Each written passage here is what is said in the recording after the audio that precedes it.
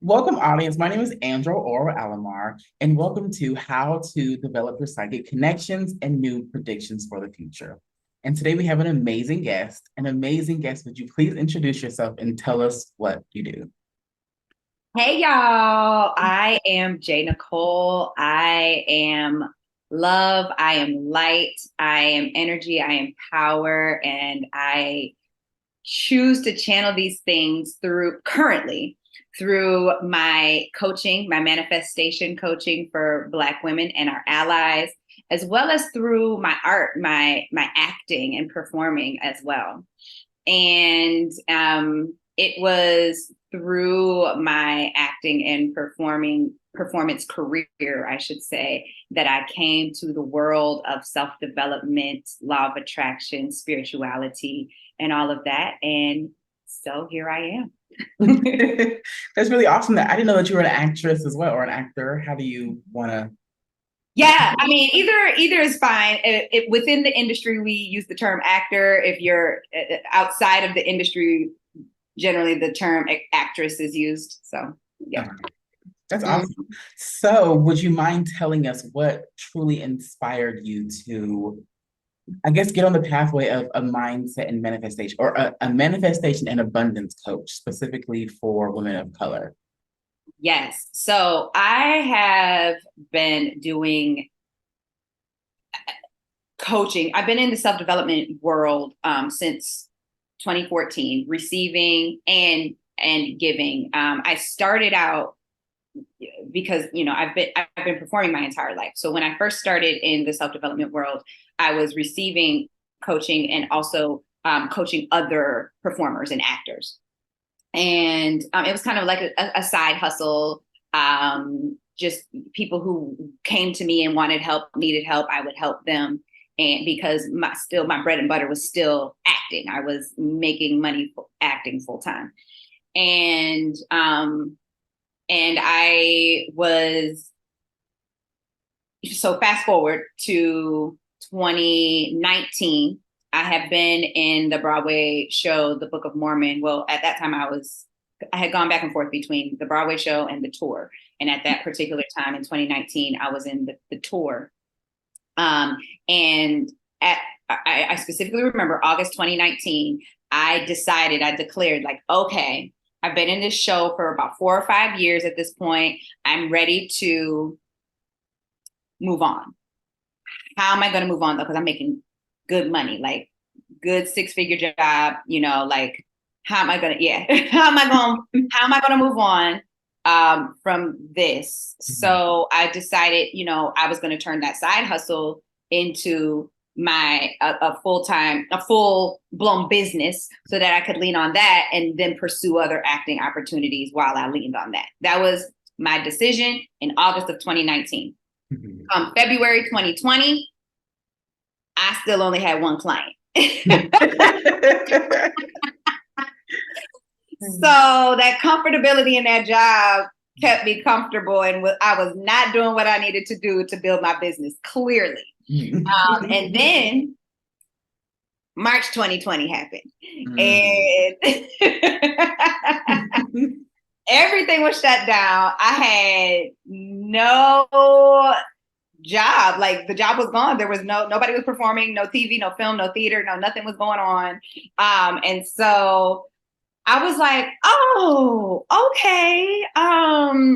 Guess I'm gonna really have to make this side hustle into a business if I want to sustain myself. Mm-hmm. So that's when I actually got certified. I went through the certification process of actually being certified as a life coach, mm-hmm. Becoming certified as a theta healer, and really began building my business. And like I said, I had been in it since 2014, and I had mainly worked with actors. But after I got certified as a life coach, I started working with a life coaching organization. I got hired on staff as a life coach with a life coaching organization.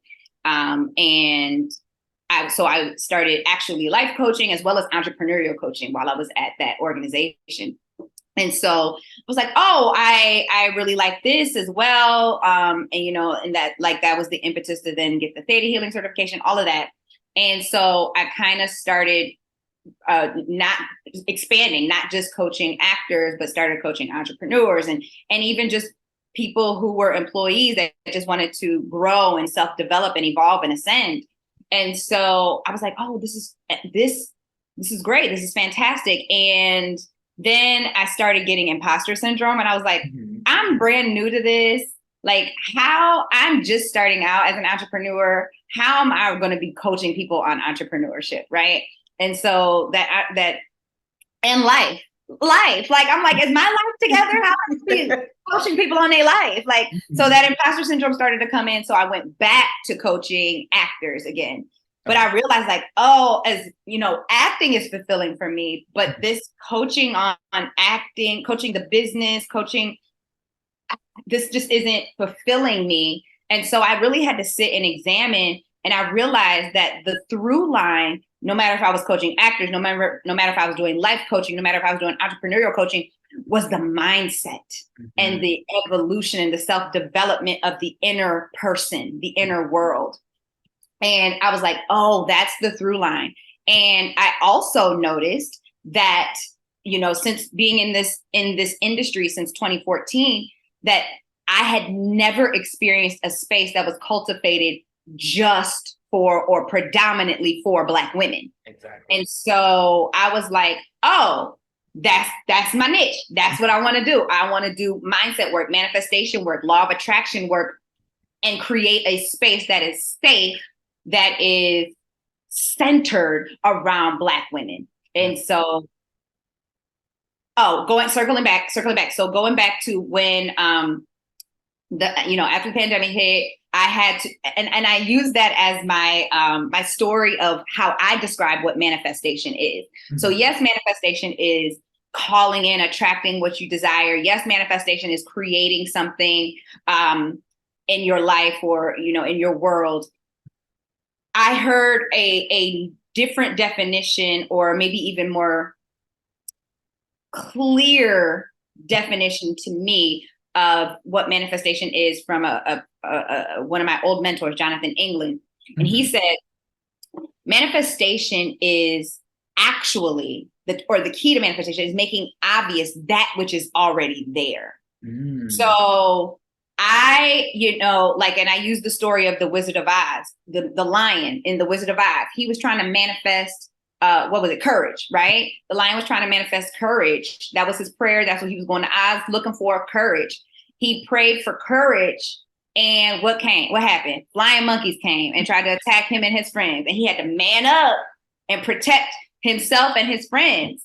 And so the flying monkey showed him that he already had the courage within him. He already had the courage. So he manifested that courage. It made obvious that what was already there. So for me, that was my flying monkey was the pandemic. Like I said that I wanted to have this financial freedom. I wanted to have this business that I could rely on to link so that I could pursue other acting opportunities. And what happened? The pandemic happened and forced me to do it. Like I had to, because I had no other sort of income. It also made me realize all the other gifts I had inside me, like the healing and the spirituality and the divination and the being connected to God and to being able to lead other people, particularly be an inspiration to Black women, women of color. Those are things that I didn't realize were within me as well. And so I have manifested all of that. I love that so much. I love your story a lot. One thing I want to say is it sounds almost like you came from the abundance of being on Broadway to show people that abundance as well, kind of to coach them towards the same abundance. So it was almost like you came from abundance, you knew it well, and you wanted others to move into that state as well. Even when you lost things during the pandemic, you still had that state of abundance in you, because you still went on to coach and get clients coaching, and the imposter syndrome came in after you had already started doing all that coaching. So that is just so damn wonderful to me. So I want to ask you, how do you teach your clients to harness their power to create positive change in their life? That's such an interesting question because there's so many different ways. I get to know my clients. I get to know what it is that they are trying to harness, and everybody's different. Everybody's different. I teach a lot of modalities, and I help you to figure out what works best for you. What, because I'll be honest, back when I first got certified, like I was taught a specific way, and I thought like, oh, this is the way. This is what I have to teach all of my clients, and I started doing that. And as I grew in my spirituality, as I grew in my evolution as a light worker, as a light being, as a person on this planet, I realized, oh, we're all different. So why would I think the same process works for everybody? Like, so I teach you, or I teach my clients, introduce my clients to, or I like to use the word help them to remember, because we all know, we all have it, and it's just bringing it back to our consciousness. These things, these different tools, these different practices, these different modalities, and then we can figure out what works best for you. Are you a person that meditation slaps? Great. Mm-hmm. Let's lean on meditation. Does visioning meditation work better for you? Are you a writer like me? I love writing my stuff out. Mm-hmm. I love writing my stuff out. And still, I use all the modalities, but then I made like, my spirit might be called to write today. My spirit might be called to clear today. My spirit might be called to go through a theta healing today. My spirit might be called to pull cards today. My spirit might be called to do all of the above today. Like, this is the day where I'm doing it all, and I teach my clients how to do that as well. We also, and this is very important as well, before we even get into the modalities, we get really clear. Like I said, I get to know them, and I help them to get really clear on what it is that they desire, what it is that they want. What is the thing that God has you on this earth for? Because a lot of times we feel like, oh, the desires that I have of my heart are selfish. No. You have them for a reason. That's called a divine download. That's called a vision. That's from God. And living a lavish, abundant life, being rich, that's like, even in the Bible, it talks about living abundantly. Like, you know what I'm saying? Like, that is from God. So that vision of you living, but you deserve that. So we get really clear on what it is you want. And more importantly, we get to the why of it. That is the crux of it, is the why, and particularly the feelings that it's going to bring about. Like, why do you want to feel rich? I mean, why do you want to be rich?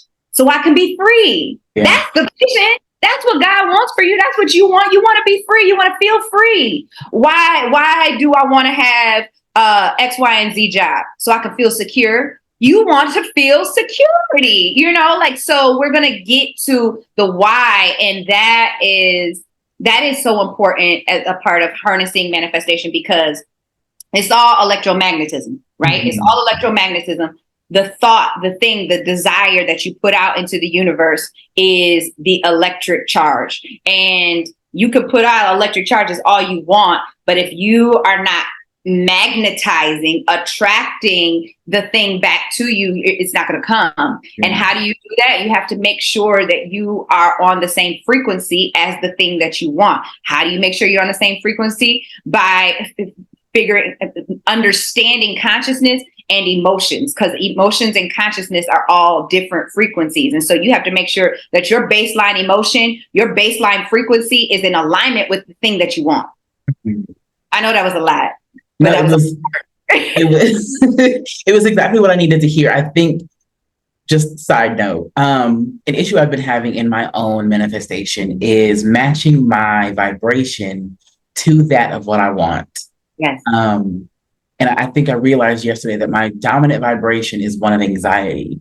Okay. It was previously one of anger, which I had to address, which I didn't understand what the root of it, but I found the root of it, and it was crazy because anyway, so I realized that my dominant emotion, my dominant vibration is one of anxiety. So I'm now working to shift that so that I can match my truest desires, and I can feel myself moving slowly and slowly more and more close to what I want. So I think what you said was absolutely wonderful. You answered like about 3 of my questions in you saying all of that. And also you said in there something about lavish abundance, and that was actually the name of my last summit. So yes, that kind of hit me because I noticed that's especially your handle. I was like, okay, yes. Oh yeah, and it's my email. Yeah. But I want to ask you, you practice a lot of modalities. So I wonder if you could tell us what modalities those are. And you kind of explained how you incorporate them and you use them as needed. So I'm wondering, which ones do you practice? And if you can provide like your, I guess I would say your opinion of which one you feel works the best with your clients. Okay, I love this question. Okay, so I am a certified life coach, and then modalities that I'm certified in. I'm certified in theta healing. I am certified in, I think it's called abundance and prosperity healing. I got that certification through Prosperity Queendom. And so those are things that I'm certified in. I also practice Reiki, which I'm getting certified in. And then, so going back to the life coaching, which I certified in first, modalities that I learned there were what I call the basics, what are like meditation, affirmations, visualization, journaling. That's what I learned there. And then I also, further down the line through that life coaching organization, I learned about reading card reading. And what else? I kind of fell into automatic writing. I didn't know that it was called automatic writing until after I had already been doing it for a while. And then like somebody told me that that's what that was. So I do automatic writing as well. It sounds like channeling, kind of. It is. It's exactly what it is. Yeah. Oh, okay. Awesome. It's channeling through writing. Yep. Okay. Versus verbally. Awesome. Yep. What else? I'll do intuitive readings.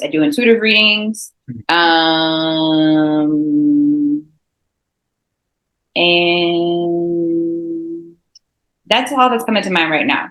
Okay. So with all of that being said, I use them all. I really, really do, which is why I don't, unless I'm like working on a certification like I am now for Reiki, like I'll have specific on my calendar, I'll have specific Reiki sessions. But outside of me like working on a specific certification, I don't specify my sessions like that. I have abundance activation session because it's really what's needed in the moment. I'm just intuitively guided to whatever tool I feel like is going to work best in the moment.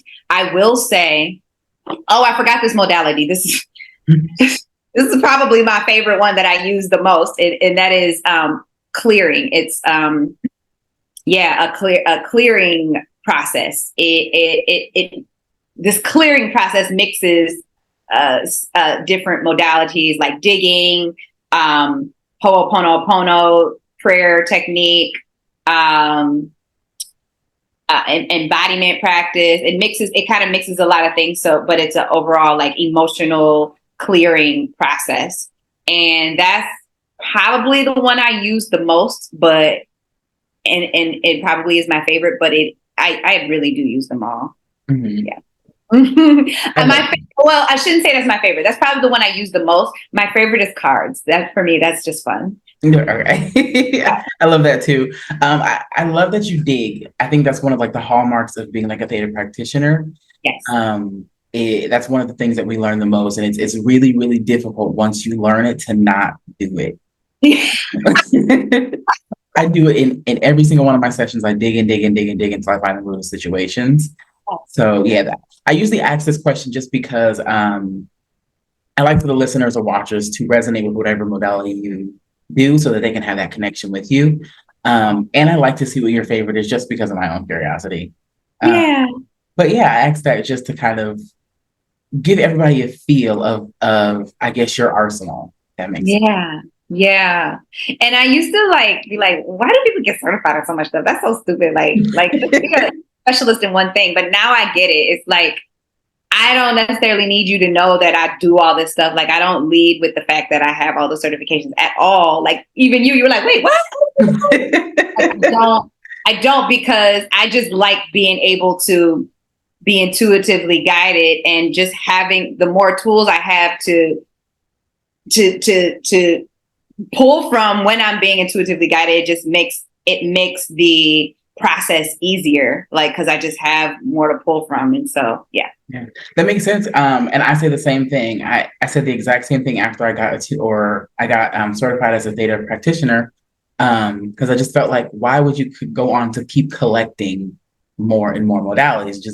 It doesn't make sense if you have one that does everything. yeah. But then I got attuned to Reiki, and I was like, it brought forth this awakening, like something awakened in me, and it felt like something I hadn't ever accessed activated. And then someone opened my eyes to quantum healing, and I was like, "Oh, I need to go get certified for that." So it's like it's never your life is a never ending progression, Mm-hmm. and your healing capabilities are a never ending progression. So as you go on, it's not even something that you plan. It's just like, okay, this feels like it's going to elevate me to the next level, so I have to learn it. Uh, Yes. but yeah, so yeah, thank you for sharing that. Yeah. So how do you approach the topic of abundance? Like what techniques do you use to help women shift their mindset from scarcity to abundance? Woo, this is a good one. So the first thing is helping them to identify the difference between victim mindset and growth mindset or lack mindset and abundance mindset. I mean, they go hand in hand. Victim and lack mindset go hand in hand. Abundance and growth mindset go hand in hand. And when I list out the things, if you do this or think this, da da da da da da da da da, that's lack mindset or victim mindset. The way that minds be blown is so interesting. Like people be, I do a lot of my coaching on Zoom. I do a lot of my events, my speaking engagements on Zoom. People be in that chat like, what? Like, oh my gosh, I didn't even realize I'm like kind of in victim mindset, or I am fully in victim mindset. Like, so the first and foremost thing is to identify it. So I list things out like this is what victim and lack mindset looks like. Or this is what growth and abundance mindset looks like. So we identify it, and then we start doing belief work. That's a big part of my work as well. Is belief works. Like, okay, so you are in victim mindset. What is the underlying belief there? Is it I can't do it? Is it that I'm not worthy? I'm not good enough? Is it that I'm not lovable? What is the underlying belief there? And so then we identify what the underlying belief is, what the core, what the root of it is. We identify how it started, where in your childhood, most likely your childhood is the root of this belief. And then we heal that. We heal that moment. We do energetic and spiritual healing as well. And then we start reprogramming you with the belief and the mindset that you're now choosing to have.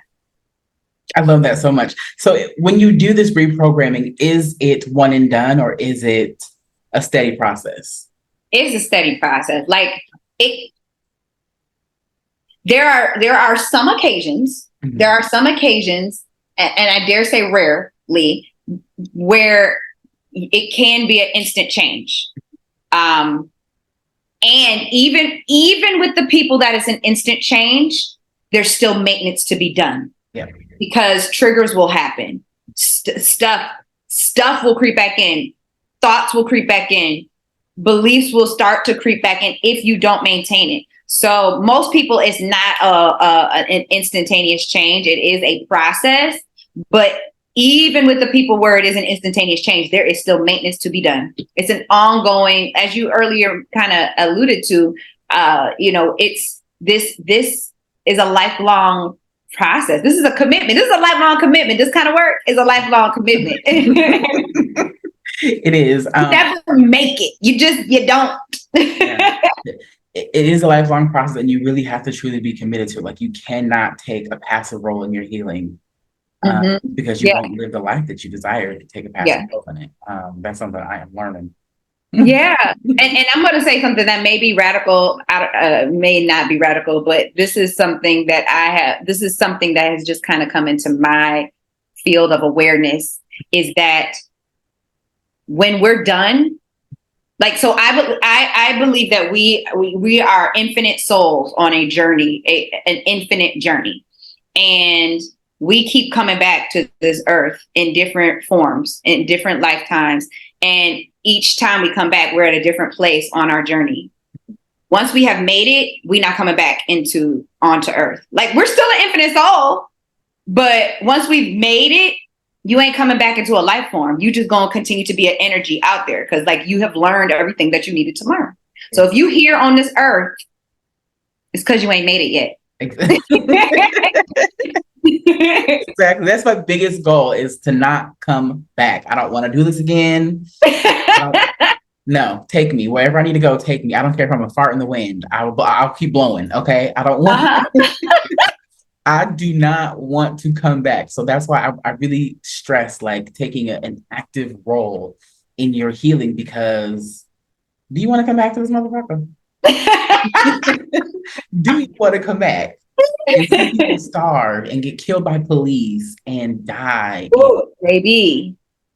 I don't want to see this shit again. So can I live in a star somewhere and eat space ice or whatever? Because I can't do this. Come on. Space ice, yes.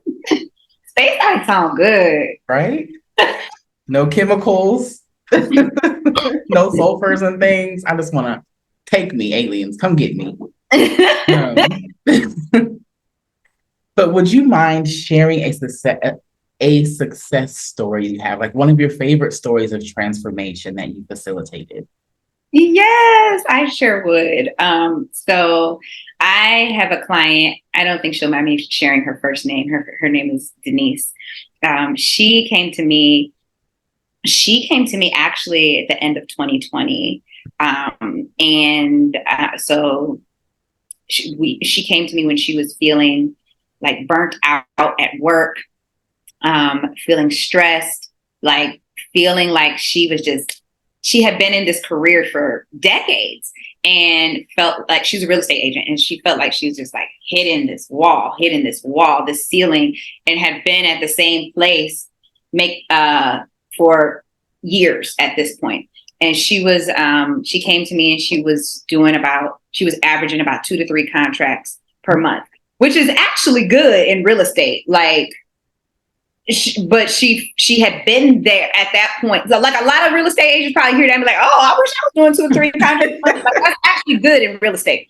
However, she had been at that point for years at this point. She's like, I know that there must be a way to get to more than that. So we started working together at the end of 2020. And within 30 days of working together, she got up to 9 contracts per month. That means that's more than triple her income at that point. And it wasn't just the money, obviously. Like I said, like we did the inner work. It was the inner work. And so the stress, just kind of melted away. Like, we were able to get her to a place where she could manifest and attract those 9 contracts in. She felt better. She was able to she wasn't working harder. She was doing more inner work to be able to attract those things. Like, because she actually ended up having more time for herself. She had actually ended up having more time for herself to do the things that she enjoyed doing, to spend time with her family. And and still be more productive and attract in those 9 contracts per month.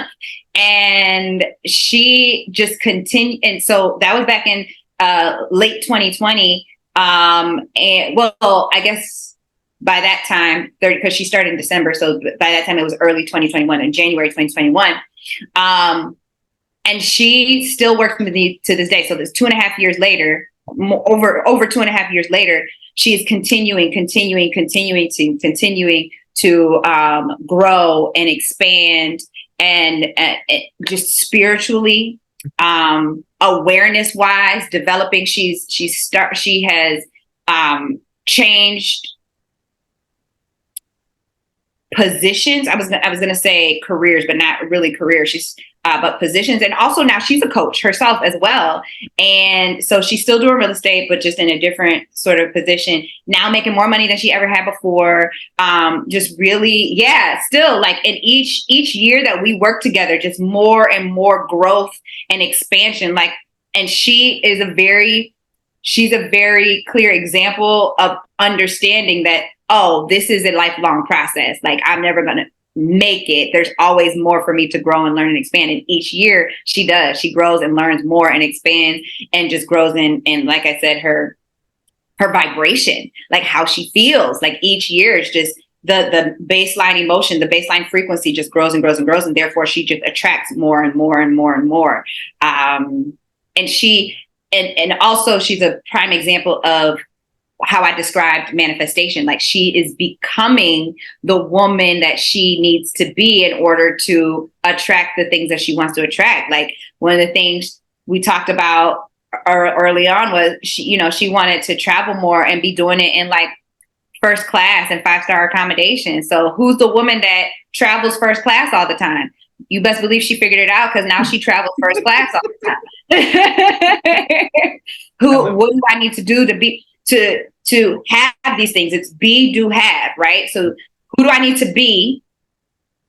Once I figure out who do I need to be to have this thing, what do I need to do? And then once you become the person you need to be and start doing the things you need to do, inspired action, divinely inspired action, then you will automatically have the thing you want to have. And so that is the process that keeps unfolding and unfolding in her life. I love that so much. When you said the B, both times you said B, like something inside me tingled. So I think that's where I need to start too. Lord. Okay, so I want to ask you next, what are some common limiting beliefs that you find when it comes to abundance? And also, what are the common traits of victimhood that you see in people who are suffering from the victimhood mentality, and also people who are suffering from a limiting belief mindset? Those are kind of two questions, but I figured them together just to. So I kind of mentioned some of these earlier, but I'll say them again in this context because it's really important. A lot of the disempowering beliefs that I have come across in my work with women is, I'm not good enough, I'm not worthy, I'm not lovable. And I think there's one more main one. I'm not good enough, I'm not worthy, I'm not lovable, I'm not safe. Okay. Those are, and then from those things are like branch out other beliefs that are like derivatives of those beliefs. For example, I'm not good enough. I'm not pretty enough. That's one I dealt with a lot. I'm not talented enough. I'm not old enough, or I'm too old, or I'm not slim enough, or I'm too slim, or I'm too fat, or I'm too this, or I'm not this. Those are all derivatives of I'm not good enough, right? I don't have enough experience. Again, I'm not good enough. So all of those four main beliefs that I mentioned, they have a lot of derivatives that come off, but those are like the four main ones that I come across a lot. And then to answer the question about victimhood,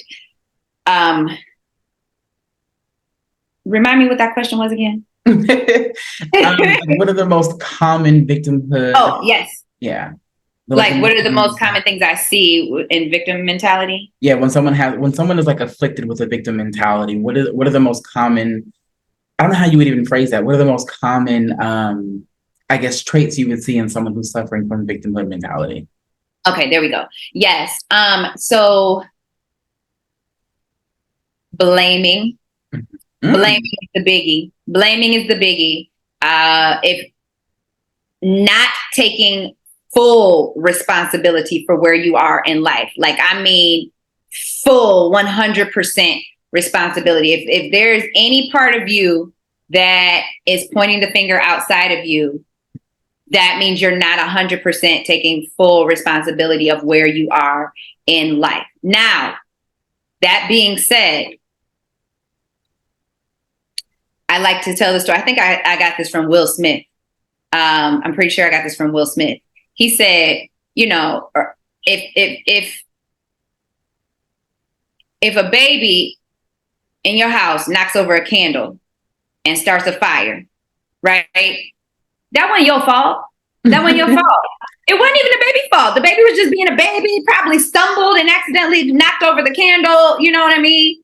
That wasn't your fault. However, it is your responsibility to put that fire out. You better go get some water and put the fire out. So there's a difference between blame and taking responsibility. So yes, things may have happened in your life. Things may have occurred in your life that were not your fault. But now, as a grown human being, as an evolved human being, you need to take responsibility to address those things, to heal those things, to transcend and move beyond those things so that you can grow. So you may have, so going to a real life situation, you may have been abused as a child. That's not your fault, but it is your responsibility now to figure out what are the where's the wounds? Where do I need to heal? What are the beliefs that need to shift and change so that I can come up out of victim mentality and thrive in this world? So blaming the government. Oh man, blaming the pandemic. You know what I'm saying? Like, blaming the pandemic, and I did that. Like, I caught myself, like, I slipped back into victim mentality a little bit when the pandemic happened. Like, dang, the pandemic happened. I ain't got no money. Like, I ain't got no job. What am I going to do? But I came up out of it and I took responsibility for where I was and I built this business, right? That's how you shift out of victim mentality into abundance mentality. I created something. I did not blame or point the finger. And now I can fully, with full, what's the word I'm looking for? Accountability. With all of my intention. What did you say? I was going to say accountability. No, with all of my intention, with all of my heart, let's say it that way, for lack of a better term, I can say that I am grateful that the pandemic happened. I'm grateful. Yeah. You know what I'm saying? I can say I'm grateful. I'm grateful that my mother passed away. There were things that I would not be the woman I am today if it were not for my mother passing away. And I pause, not because I'm not grateful. I pause because of the way I feel like people might take it. And I had to catch myself, like, fuck what y'all think. I can say that I am grateful for having been in an abusive relationship. And I mean all of this. I'm not just saying this to be woo-woo, the coach, da-da-da. I would not be the person I am today if I hadn't gone through those things. Mm-hmm. And so taking responsibility for having been in that abusive relationship, what was I doing to allow myself to be in that situation? You know what I mean? So not necessarily blaming yourself, mm-hmm. but take full responsibility. Yeah. But people in victim mentality, going back to your original question, they will blame the government. They will blame the person that cut in front of them on the highway. They will blame too many red lights. That's why I was late for work. They will blame my kids getting on my nerves. That's why I'm stressed out. They will blame. That is probably the primary biggest trait I see in people that are in victim mentality. Okay. So what are some, I guess, practical steps you would, I guess, give someone who can't afford a coach or can't afford coaching? What are some steps you would give them to A, be present in or within themselves and to notice when they're off track and how to get back on it? If that's Yeah. too loaded of a question. One more time, just so I'm clear. Okay, so what are some practical steps someone would take to keep themselves on track of their journey towards an abundance mindset? And how can they stop themselves from getting off track? Like, how can they notice when they're getting off track? I hope that makes sense. It does make sense. It does make sense. Give me a moment to process that. Um,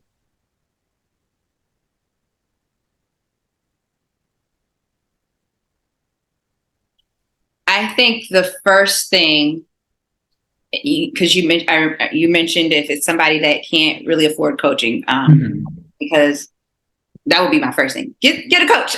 But if you can't afford coaching, I would say if you can, and in this day and age where the internet is prevalent, social media is prevalent, you can find people that are like-minded. You can find people that are like-minded. So surround yourself with people who are like-minded, even if it's just virtually, even if it's a Facebook group, even if it's following a whole bunch of people that are like-minded that way on Instagram and TikTok. But figure out a way to surround yourself with people who are like-minded and get a friend who can help you point out your blind spots. Because sometimes we get stuck in victim mentality. Be open to being lovingly called out and allow them to call you out when you are slipping into victim mindset. So that would be the first step, and identifying what does abundance feel like to me. What are the things that I can do and say to make myself feel abundant, so that when I do find myself, because you can also catch yourself, right? When my friend may point it out, or when I catch myself slipping into abundance mindset, how can I shift? In victim mindset, how can I shift into growth mindset or abundance mindset? And another practical step is gratitude. Mm-hmm. Gratitude is huge. That I think is like the secret hack. It's the quickest way to get out of lack or victim mindset and shift into a more abundant mindset, is to find something to be grateful for. There is always something to be grateful for. If you are living on this earth, if you are breathing air, there is something to be grateful for. That was going to be my next question: is how does someone feel gratitude? I think feeling it and practicing gratitude are two different things. Like, let's say I'm grateful for A, B, and C is fine, but how does someone connect to the energy of gratitude? Yeah, that's a really good question. Because that's so real. That's so real. Like being able to feel gratitude and think gratitude, two different things. So, but it does, I would say, number one, I would say it does start with the intention of feeling it. So intend to feel it, ask for it, pray, like, I want to feel grateful, especially if you don't know what that feels like. If you are associated with or educated in theta healing, like if you know somebody that's a theta healer or whatever, that is a great thing to have, a feeling to be downloaded or instilled, is the feeling of gratitude. If not, that's okay. You can ask for it yourself. You don't have to have theta healing for that. But I'm just saying, if you know people that do theta healing, you can do that. Or if you yourself practice theta healing, you can ask for that feeling to be downloaded or instilled within you. But if not, just pray. Just pray. Like God, Buddha, whoever you pray to, of course, me, higher self. I would like to know what gratitude feels like. And can you please instill me with the feeling of gratitude? And just pray that little prayer and sit there and really see what comes. So that's first and foremost, asking to asking for that feeling, so that you know what it feels like. Also, though, just having the intention in and of itself is the beginning. So when you're practicing gratitude, when you're saying the things that you're grateful for, intending to feel grateful, will begin to spark a little bit of that feeling in you. Just the intention itself will start to spark that feeling a little bit. And the more you do it, the more it will grow and grow and grow and grow.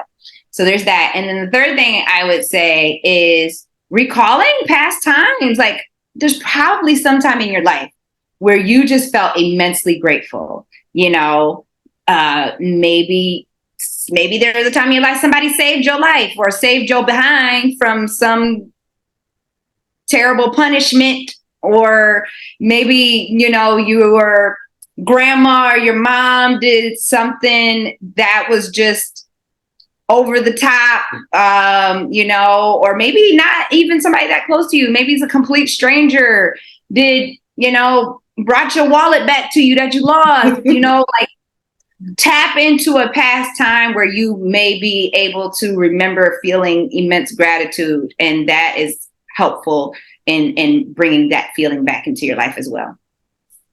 Okay, thank you. You pretty much answered this question before, but I'm going to ask it just to get a little bit more elaboration on it.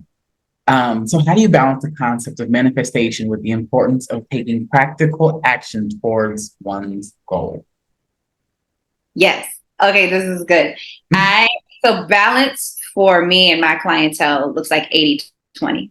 So 80% of the work that we're doing is inner work / spiritual work.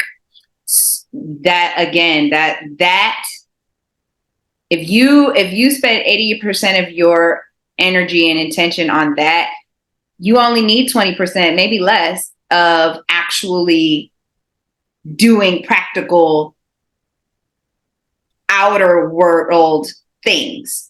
Because you may have heard of the other 80-20 rule, where 80% of your results comes from 20% of your actions. And when you are divinely connected, divinely led, divinely guided, those 20% of actions can be extraordinarily potent, and you don't have to do so damn much. You can just take really divinely inspired action that's going to produce huge results. So balance to me and my clientele is doing 80% of inner work, spiritual work, and then using that to guide the other 20% of our time where we're doing divinely guided action.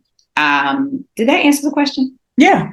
Okay. I'm going to ask another question that you basically answered in the beginning, but I want you to elaborate a little bit more on it, if you would.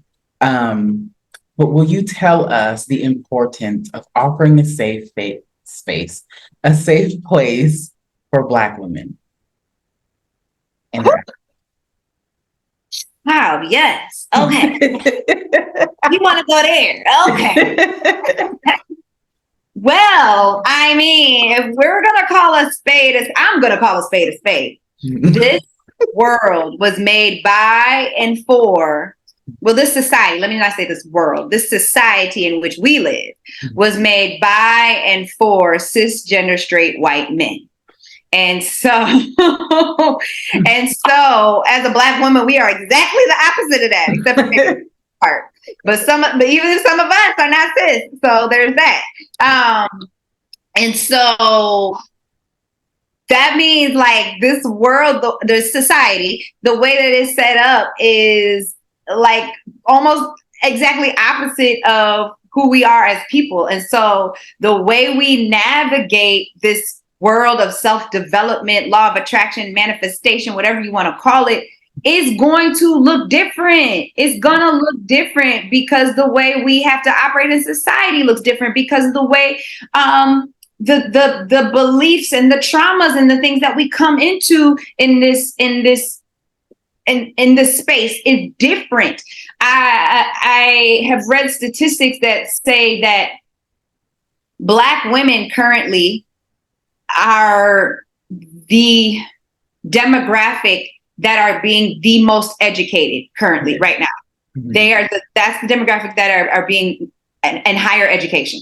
Yes. And I dare say that is directly attributed to the belief of I'm not good enough, because I'm not good enough. The defense mechanisms for I'm not good enough are to prove oneself. The defense mechanisms for I'm not good enough are to get the certifications, to get the education, to get all the things, to get the paper to say I am good enough, or to get the training, even though you may know it intuitively, you still want to have gone through that training so that you feel like, oh, now I know it, you know? And so I dare say, and we as Black women, we have, because like what I said, the way the society is set up, it has been ingrained in us that we're not good enough. Exactly. You look at, you know, since childhood. Now it might maybe be getting better a little bit, you know, as time's gone on since my childhood. But going back to childhood, and even now, the images that we see in the media, especially in childhood, like I said, it's better now, but especially childhood, growing up, we're not us. Like the beauty images, the standard of beauty. Yes, we might see a little more of us in media now that are considered beautiful. But I literally looked up yesterday, or maybe 2 days ago, the standard of beauty in the United States of America, and it is still blonde hair, blue eyes, thin. Yep. Still to this day. You know what I'm saying? So it's like this. And that's just one example. That's the beauty standard. Let's not talk about the way we speak. Let's not talk about the way we dress. Let's not talk about the way our culture, the things we eat, the things like all of those things are not the norm. All of those things are not necessarily accepted as the standard. You know what I'm saying? And so with all of that, like we are not centered anywhere else. We're not centered. And so how can I be my true authentic self and feel safe in a world that's not set up for me? Now we absolutely can, because we have autonomy over how we create boundaries, how we create safety. And to learn how to do this, we have to have a space that is safe for us. We have to have a space where the focus is us, where the focus where we can be our true authentic self and not feel unsafe, so that then we can learn how to go into the places that may have felt unsafe and still be our true authentic self. Does that make sense? Yeah. Okay. The only reason I asked is just because I wanted you to, I guess, share your thoughts on it, just because I understand how important it is. I understand how important it is for us to feel safe in a place where it seems like everyone is out to get us, or well, I'm a Black man, so I do not have the same or I am more privileged than a Black woman. I do not have the same fears as a Black woman. So I think it is incredibly important to understand that Black women need a safe space so that they can feel safe when it feels like the world is out to get them. And that's not necessarily like a victim mentality or anything, but it truly looks like the world is out to get them, with birth rates and Black women going missing at 3 times the rate of a white woman. It just, yeah. So you explaining that was more so just so for people who are watching can truly understand why it's important, and why it's valuable, and why it is needed for them. Yeah. So yeah, that's more so why I asked the question. Yeah. But now I want to ask you, if people would like to work with you, people want to work with you one-on-one, or just find you and follow you and just enjoy your presence, how can they find you? Yeah, you can come. Instagram is probably the best place to find me. On IG, I'm Nycole Ralph. So at Nycole Ralph, JNYCOLERALPH. Instagram is probably the best place to find me. And are we dropping links? Yeah. Every link to all of your socials, your free gift, everything you provide, will be underneath your video. So okay, perfect. They'll have everything for you. Say again? They'll have everything for you. Okay, perfect. So I didn't have to spell that out, but that's okay. Sorry, I should have told you before. That's all right. So yeah, so you can find me best on Instagram. I'm also on Facebook, and you'll have the link to, if you really want to connect one on one, you'll have the link to sign up on my calendar to connect one on one, and we can figure out. I am gifting y'all with a manifestation activation session. So we will dive into what it is that you're working on manifesting, what your relationship is to manifestation, and I'll help you to identify what's holding you back from manifesting what you want, and give you some tools to start shifting that and moving that, and completely free. Oh, I'm signing up because I need the assistance. Yeah. And one more question. Do you have a prediction for the future? And that prediction can be where you feel like the planet is headed, like society as a whole, humans as a whole, or a prediction for the audience, something that you feel intuitively. Ooh, let me dive into this.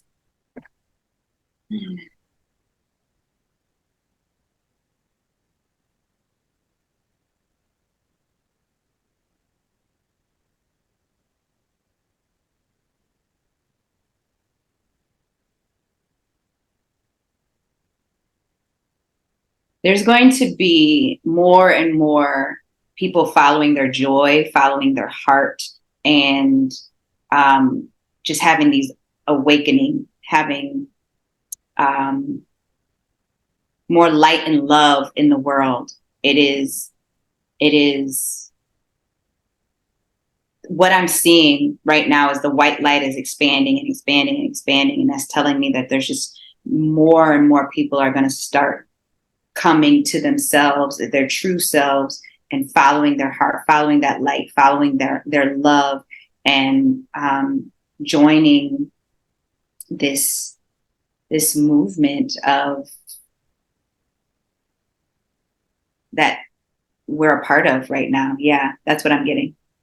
I love that. Thank you so much. Yeah. Thank you again for allowing me to have an hour plus of your time and for being so gracious as to be on my summit. Yay. Thank you for having me. I so appreciate you.